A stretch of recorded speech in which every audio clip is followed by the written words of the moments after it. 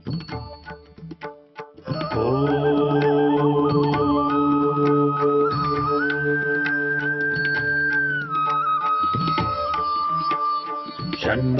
मित्रः शं वरुणः शन्नो भवत्वर्यमा शन्न इन्द्रो बृहस्पतिः शन्नो विष्णुरुक्रमः ॐ शान्ति शान्ति शान्तिः।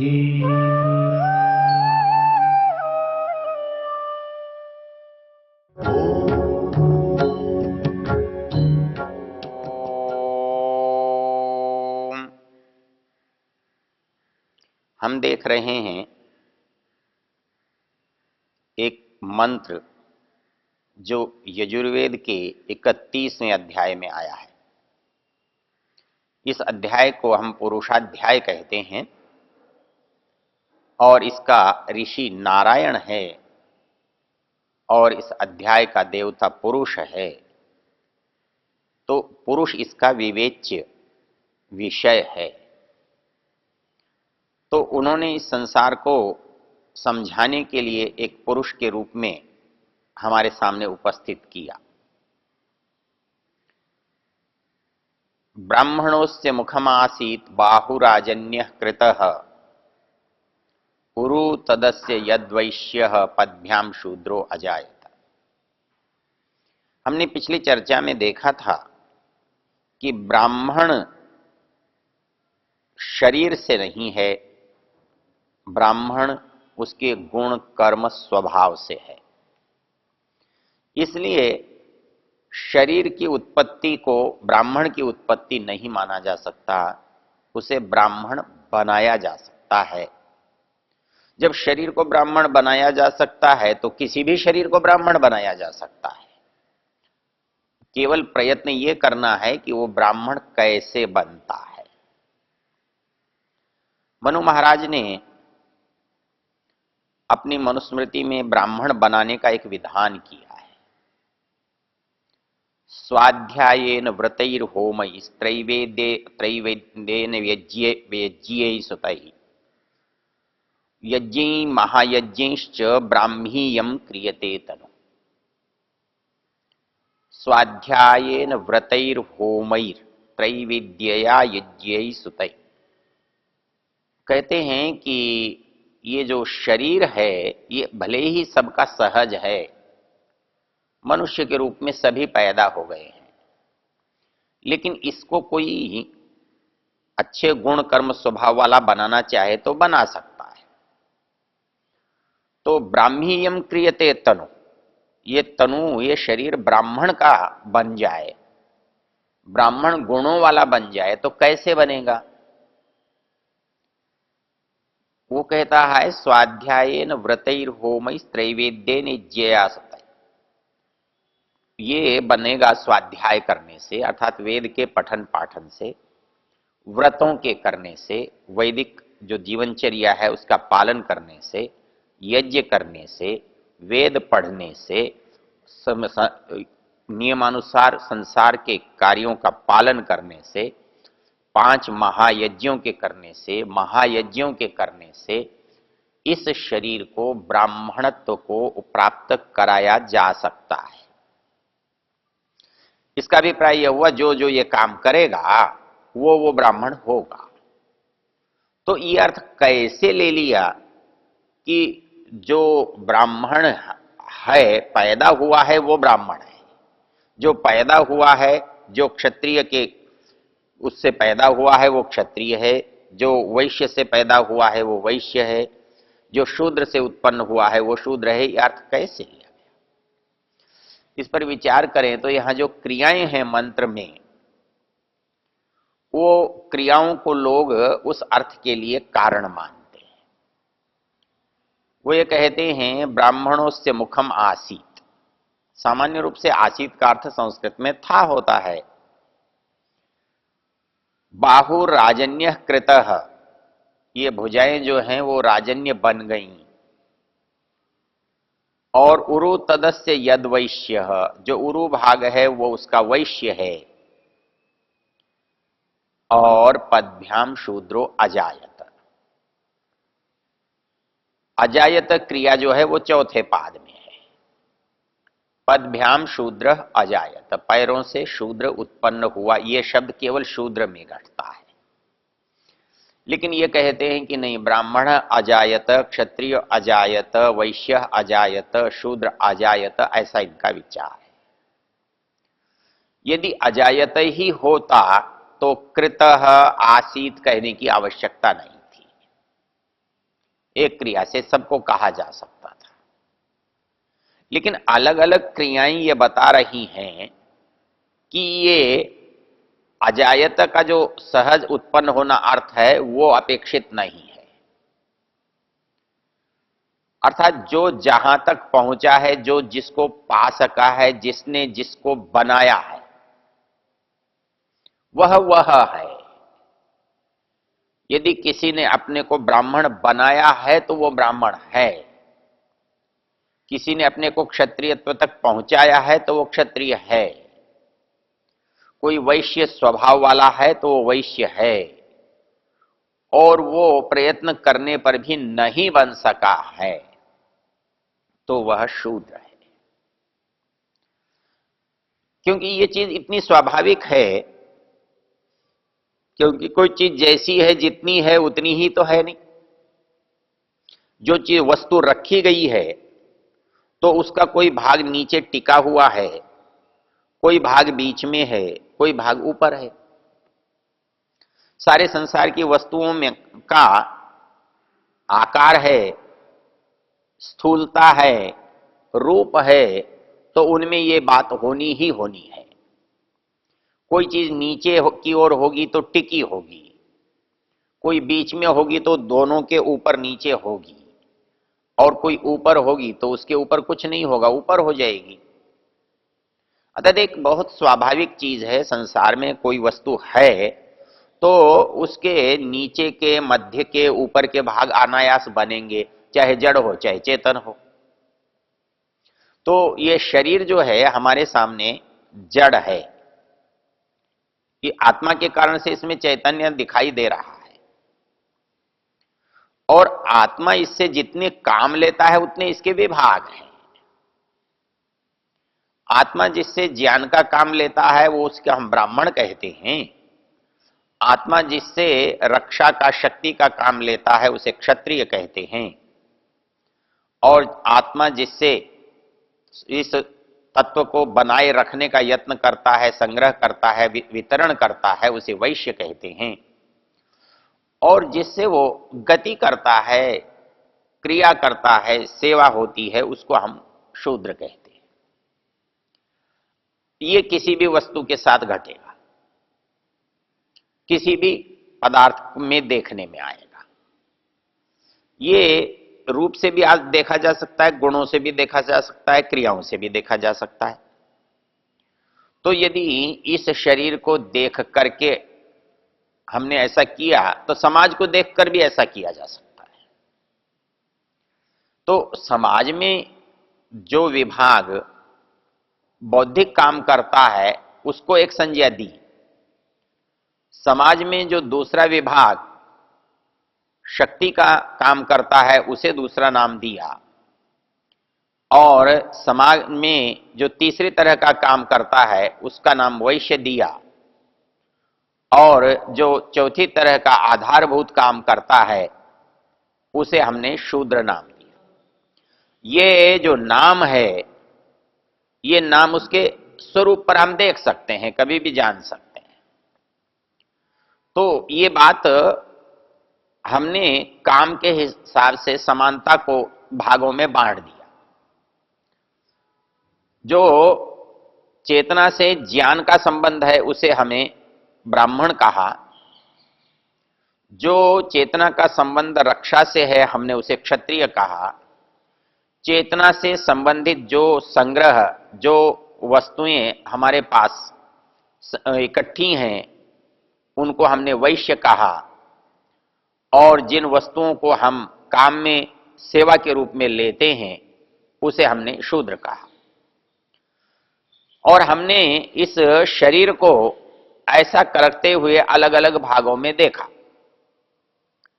हमने अपनी ज्ञानेंद्रियों को ज्ञान का संग्रह करते हुए, वितरण करते हुए पाया। हमने अपनी भुजाओं को अपने सुरक्षा के लिए प्रयोग में आते हुए देखा। हमारे मध्य भाग को हमने अपने सामर्थ्य को संग्रह और वितरण के काम में लगे हुए पाया। और हमने अपने पैरों से इस ऊपर के भाग की सेवा करते हुए उनको देखा। तो वही बात जो हमने अंदर कल्पित की थी, उसको बाहर भी कल्पित कर दिया। अर्थात ज्ञान का काम ब्राह्मण है, ब्रह्म है, तो उससे जुड़ी हुई चीज भी ब्राह्मण है, उससे जुड़ी हुई चीज क्षत्रिय है, उससे जुड़ी हुई चीज वैश्य है, उससे जुड़ी हुई चीज शूद्र है। अर्थात ब्राह्मण का काम जो ब्रह्मपना है, ब्रह्मत्व है, ज्ञान है, तो ज्ञान ब्रह्म है और उससे जुड़ी हुई चीज ब्राह्मण है। जो बल है वो क्षत्र है, उससे जुड़ी हुई वस्तु क्षत्रिय है। जो संग्रह है वो विष है, प्रवेशने है, पाने में है, व्यवहार में है, वो वैश्य है। और जिसमें शीघ्रता है, गति है, आशुपन है, वो वैश्य है। तो जो बात जिस विचार से जुड़ी थी, उस विचार के कारण उस वस्तु का वही नाम हुआ। तो ये जो चीज है जिसको हमने पहले बार में कहा था, यद पिंडे तद ब्रह्मांडे, वो यहां घटित हो रही है। अर्थात हमने ज्ञान को ब्रह्म कहा था क्योंकि वो ज्ञानवान से उत्पन्न हुआ था, उसका नाम भी ब्रह्म था। अर्थात जो ज्ञान स्वरूप है, ज्ञान में सबसे बड़ा है, वो ब्रह्म है। तो उससे उत्पन्न होने वाली जो वस्तु ज्ञान है वो भी ब्रह्म हो गई। और उस ब्रह्म से जुड़ी हुई जो चीज है, जो उसको धारण करती है, इसलिए वो ब्राह्मण हो गई। तो ये वस्तु का जो संबंध है, ज्ञान से वस्तु पर आने तक जो यात्रा हुई, वो उसी शब्द को बता रही है। ब्रह्म है, ईश्वर है बड़ा होने से, ब्रह्म है ज्ञान है ईश्वर का होने से, ब्राह्मण है ब्रह्म ज्ञान को धारण करने से। तो ज्ञान के कारण से जहां ब्रह्मत्व है वहीं ब्राह्मणत्व बनेगा, ब्रह्मत्व नहीं है तो ब्राह्मणत्व नहीं बनेगा। ब्राह्मणत्व पैर में क्यों नहीं है? कि इसके पास ज्ञानेंद्रियां नहीं है। यदि ज्ञानेंद्रियां यहां होती तो यही ब्राह्मण होता। ब्राह्मण स्थान से नहीं है, ब्राह्मण आकृति से नहीं है। ब्राह्मणत्व जो है वो ज्ञान से है, गुण से है, स्वभाव से है, जो चेतना का धर्म है। तो चेतना के उसी धर्म को ब्राह्मण कहा है जो ज्ञान से जुड़ा हुआ है। इसलिए ज्ञान से जुड़ी हुई जो साधन हैं, वस्तुएं हैं, वो भी ब्राह्मण कहलाई। वही चीजें क्षत्रिय कहलाई, वही चीज वैश्य कहलाई, वही चीज शूद्र कहलाई। इसलिए यह कहना कि वस्तु होने से यह ब्राह्मण है और वस्तु ज्ञान से जुड़ी होने से ब्राह्मण है, ये दोनों में अंतर है। ये कहना चाहते हैं कि हमने ये वस्तु है इसलिए इसको ब्राह्मण कहना चाहिए, इसमें रखो चाहे आप कुछ भी, गलत है। क्योंकि बात महत्व वस्तु के अंदर रखे जाने वाली चीज से होता है। एक पात्र में मिट्टी रखे हैं, एक पात्र में आपने घी रखा है, एक पात्र में आपने दूध रखा है, तो उससे पात्र का महत्व वस्तु के कारण हुआ, पात्र के कारण वस्तु का महत्व नहीं हुआ। तो वैसे ही हमारे इस संसार में हम इस शरीर को ब्राह्मण यदि कहते हैं, तो फिर जिस शरीर को आप ब्राह्मण कह रहे हैं उसमें पैर नहीं होने चाहिए, क्योंकि पैर को तो शूद्र कहा है। और यदि वो पैर हैं तो वो ब्राह्मण कैसे हो सकता है? क्या उस ईश्वर में, ईश्वर से ब्राह्मण पैदा हुआ तो क्या ऐसा हो सकता है कि केवल मस्तिष्क पैदा हुआ हो या केवल ज्ञानेंद्रियां उत्पन्न हुई हो? ऐसा संभव है? यदि उससे क्षत्रिय पैदा हुआ है तो क्या केवल भुजाओं की कोई प्रजाति आपने पैदा की है? या वैश्य पैदा हुआ है तो केवल पेट और जंघाएं से पैदा हुआ हो सकता है? और यदि कोई शूद्र के रूप में पैदा होता है तो क्या केवल पैर पैदा होते हैं? ऐसा तो नहीं देखने में आता। मतलब जिसको आप ब्राह्मण कह रहे हैं उसमें सिर भी है, उसमें भुजाएं भी हैं, उसमें जंघाएं भी हैं, उसमें पैर भी हैं। यदि पैर नीच हैं, पैर अज्ञानी हैं, पैर शूद्र हैं, तो ब्राह्मण के पास पैर नहीं होने चाहिए, क्षत्रिय के पास पैर नहीं होने चाहिए, भुजाएं होनी चाहिए बस। इसलिए ये जो कहना है कि ब्राह्मण जो है वो साक्षात ब्रह्म से उत्पन्न हुआ है, इस धारणा में कोई तर्क संगतता नहीं है, कोई औचित्य नहीं है, कोई हेतु ठीक नहीं है। इसलिए ये पूरी कल्पना गलत है। हमारे यहां पुराणों में भी एक बड़ा सुंदर श्लोक आता है जिसको बहुत बार उद्धृत किया जाता है, जिसमें कहा गया है कि हमारे जो जन्म है वो ब्राह्मणत्व लिए हुए नहीं होता, इस जन्म को ब्राह्मणत्व में बदला जाता है। शरीर को जैसे एक धातु को विभिन्न रूपों में बनाया जा सकता है, वैसे ही इस शरीर को भी विभिन्न गुणों से युक्त किया जा सकता है, अलंकृत भी किया जा सकता है, दूषित भी किया जा सकता है। पुराण की वो प्रसिद्ध पंक्ति है, जन्मना जायते शूद्र संस्कारात् द्विज उच्यते, वेद पाठी भवेद विप्र ब्रह्म जानाति ब्राह्मण। जिस पुराण को हम जन्म के आधार पर ब्राह्मणत्व का बड़ा पक्षधर मानते हैं, जो उस ब्राह्मण को इस संसार में सर्वोच्च बना घोषित करने वाला ग्रंथ है, उसी में से एक में ये लिखा है कि जन्मना जायते शूद्र, अर्थात कोई भी संतान जिसका जन्म हो रहा है वो यदि पैदा होती है तो वो सहज स्वाभाविक जो अर्जित गुणों से रहित होती है,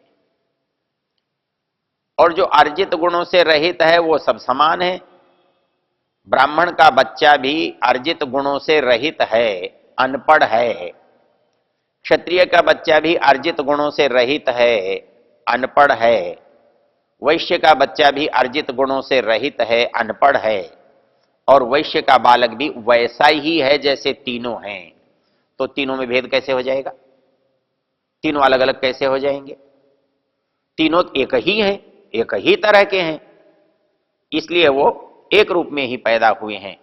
यहां कहा जन्मना जायते शूद्र, अर्थात जो भी पैदा हुआ है, जहां भी पैदा हुआ है, किसी के भी घर पैदा हुआ है, किसी भी स्थान पर पैदा हुआ है, यदि वो मनुष्य के रूप में पैदा हुआ है तो उसकी प्रारंभिक जो स्थिति वही है।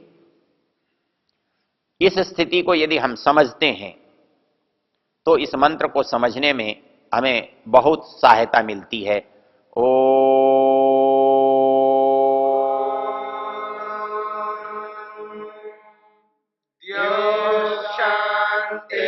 शांतिरंतरिक्षं शांतिर्पृथिवी शांतिरापः शांतिरोषधयः शांतिः वनस्पतयः शांतिर्विश्वे देवाः शांतिर्ब्रह्म शांति सर्वं शांति शांतिरेव शांति क्षमा शांतिरेधि।